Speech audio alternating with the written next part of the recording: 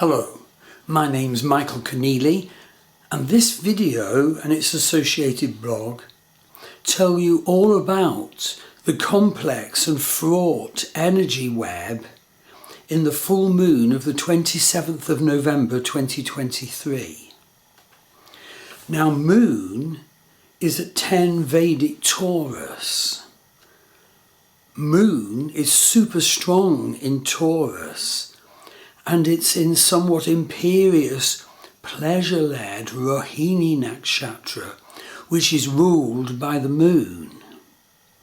Sun opposite is in 10 Vedic Scorpio, and Sun is conjunct Scorpio's ruler Mars.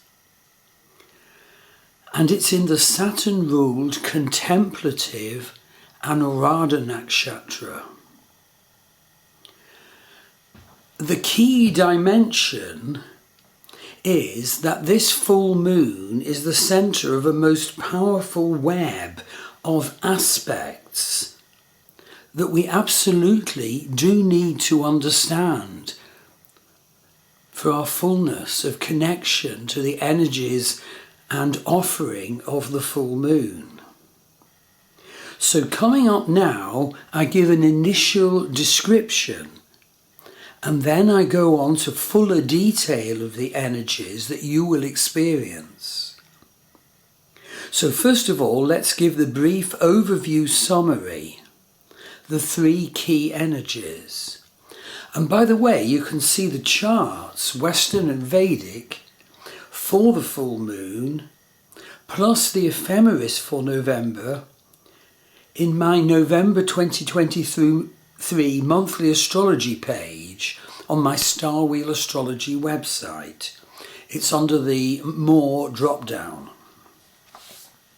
So the first aspect I'd like to highlight is the energy of the signs that the moon and the sun occupy.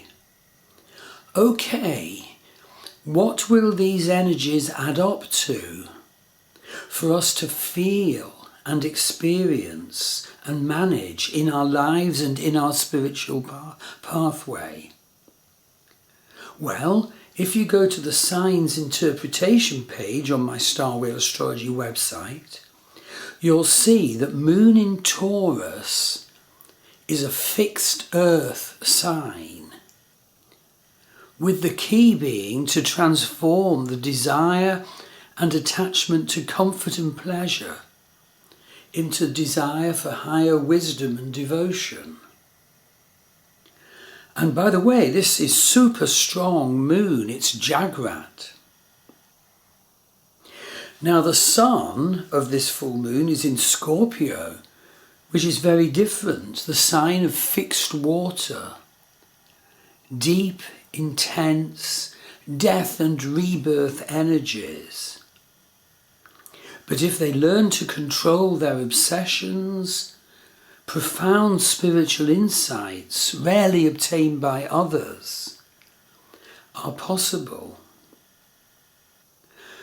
By the way, Sun in Scorpio can be so angry.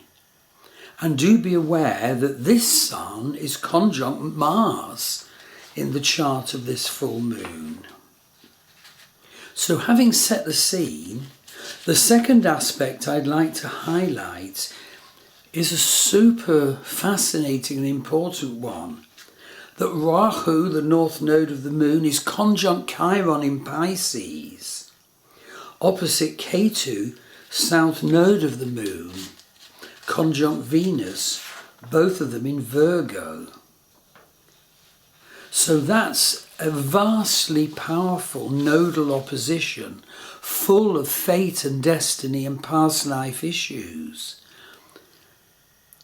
Absolutely central in the energies of this full moon.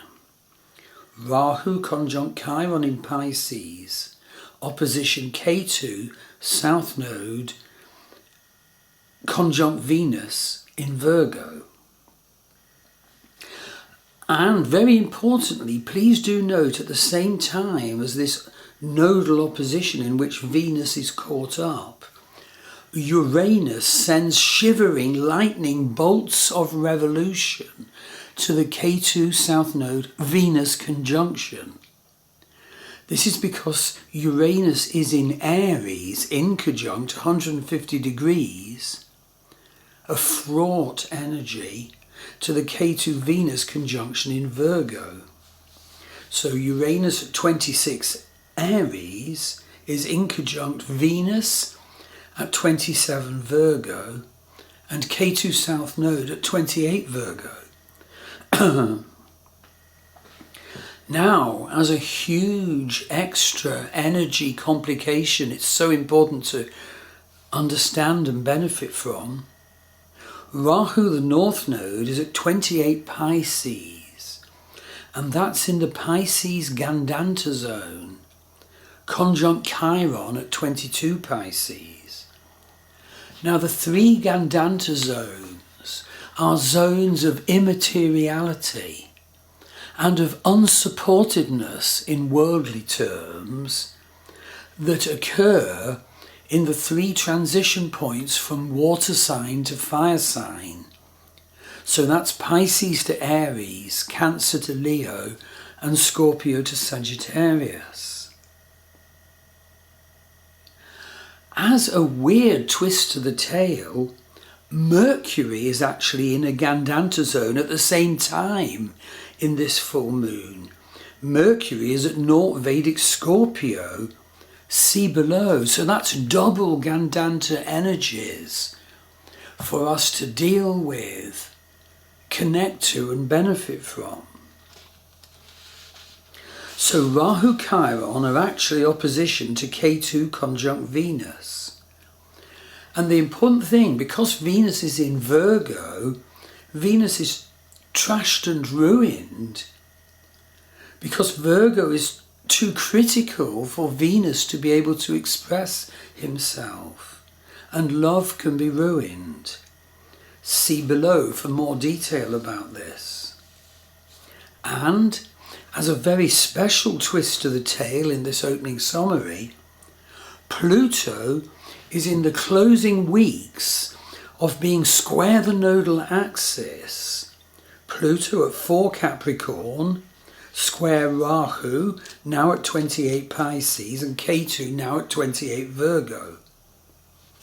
And this is an energy flow to us that offers us and calls to us to sort out our karmic and ancestral issues, whilst coming more and more into our needed true and proper power, Pluto.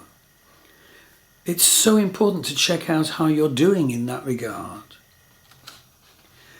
Okay, the third big aspect that needs to be highlighted in this introduction is that Saturn is in Aquarius opposition Lilith, Black Moon, in Leo. Saturn is opposition Lilith, Black Moon, and these two, this is so important, these two opposition aspects, obviously a full moon opposite Sun and Saturn opposite Lilith, are actually 90 degrees square to each other. They create a huge Grand Cross energy, a huge Grand Cross chart energy shape in the heavens. It's a formidable energy that is created by the Grand Cross. It takes up all the charts. It takes up all our consciousness, therefore. Okay, so now I want to go into the fuller details of these points. I want to go a bit more into the crucially needed to be understood fuller detail of these key energies now. And I look first at Rahu North Node conjunct Chiron, opposition Ketu South Node conjunct Venus. Well, let's look at Ketu South Node conjunct Venus, that bit of the opposition. Ketu South Node just entered Virgo on October the 30th. after 18 months retrograding through the sign of Libra. This brings to every human in the world the imperative for each of us to increase our connection more and more to our Virgo issues of healing. And often this will be developing our awareness of our own health issues and our connection to often alternative healing modalities. You see, Ketu will continue its retrograde in Virgo for another 18 months until the 17th of May 2025, when Ketu will enter Leo. But Venus has been transiting forward through Virgo and has reached the conjunct Ketu point at the time of this full moon. And as I said, Virgo is the debilitation sign for Venus. It's too critical for Venus love to flower and express itself. But when Ketu transits over Venus,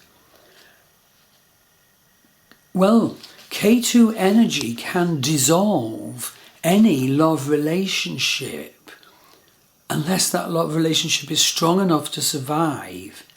Or I could put it, unless that love relationship can take on board the spiritual realizations that a Ketu transit over Venus offers. And that's what we're all being offered now.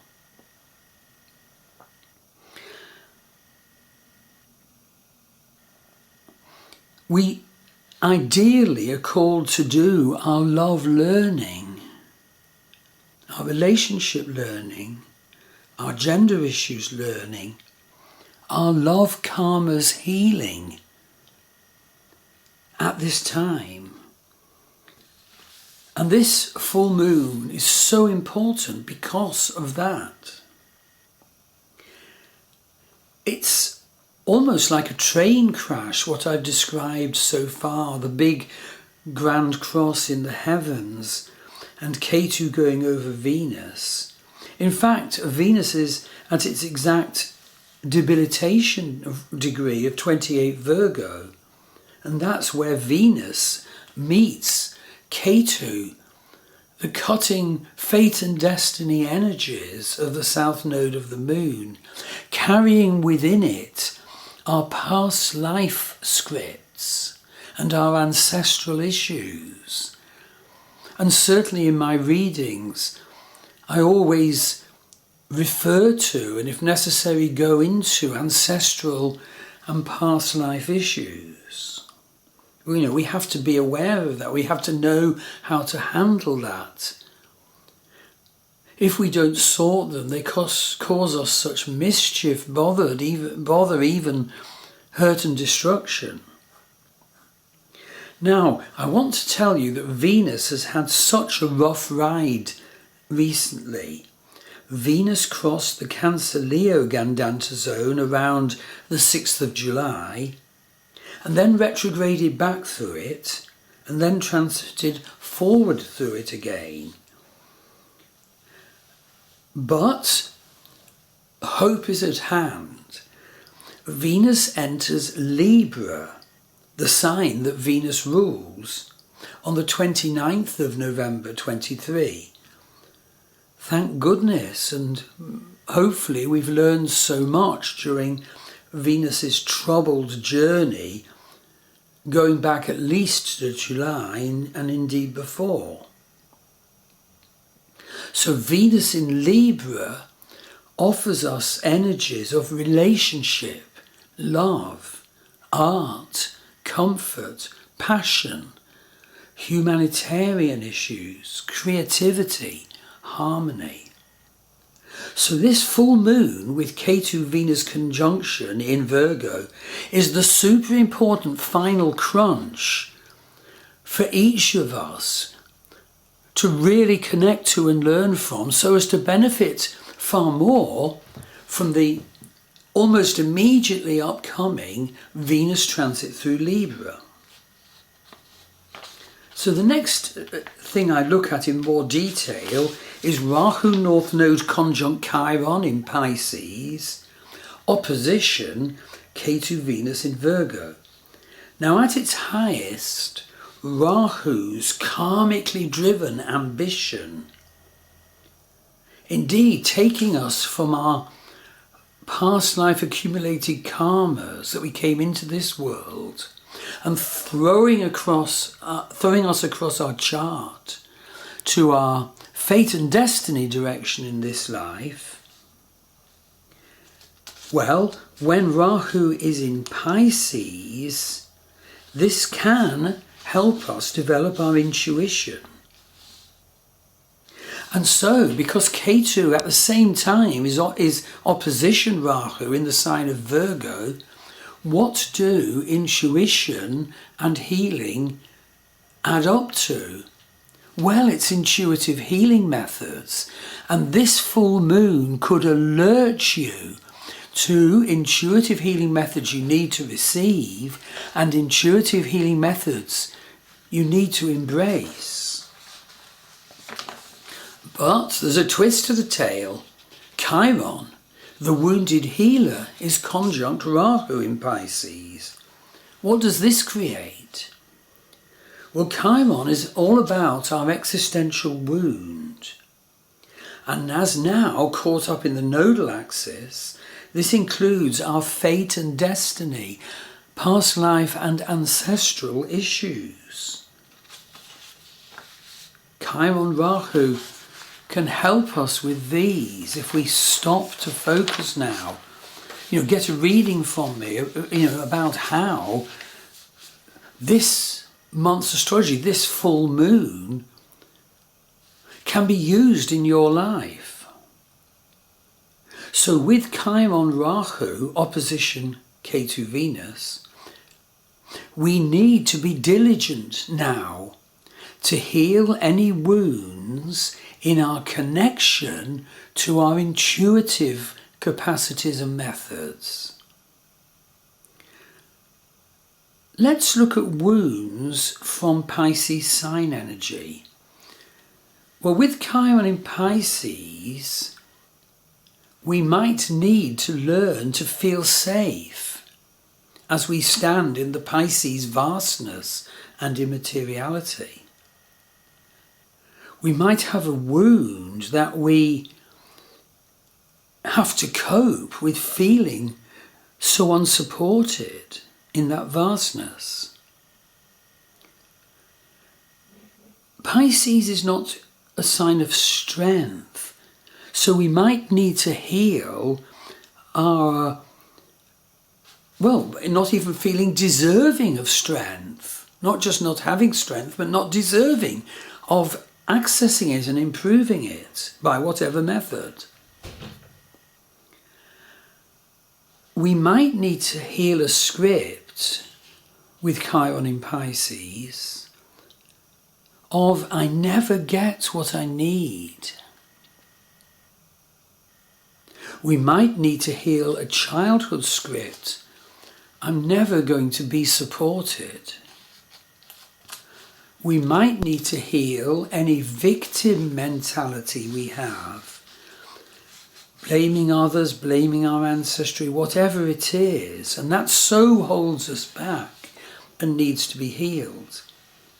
Chiron in Pisces makes us super sensitive, and as a negative side, we might wallow in our feelings. Or as a blocking negative reaction to all that I've just described, we might make ourselves super cynical. Oh, by the way, negatively, of course, Pisces' downside includes drink, drugs, and delusions. So, given that Chiron is opposite Venus in this full moon, let's look at Chiron-Venus energies. Old wounds can come up.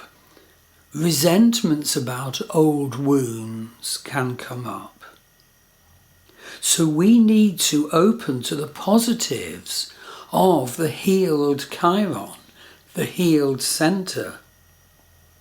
centaur that is, we need to bring in loving in relationship with Chiron opposite Venus.